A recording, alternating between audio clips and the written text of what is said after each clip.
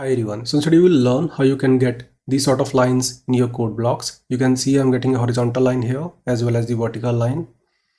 I have a couple of if blocks here. So depending upon the block, the color of these lines will change. You can see I'm getting a different color here. Same goes here.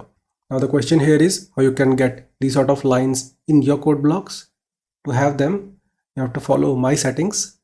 Now to see those settings, we have to go to File, Preferences, then click on Settings. Now here type bracket pair. So you can see I'm getting a couple of settings here.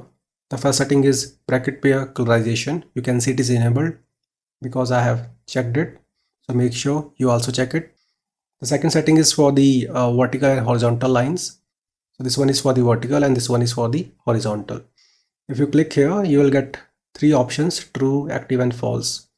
So if you want to make them visible all the time, you can go with the true. If you don't want them, you can simply set it to false.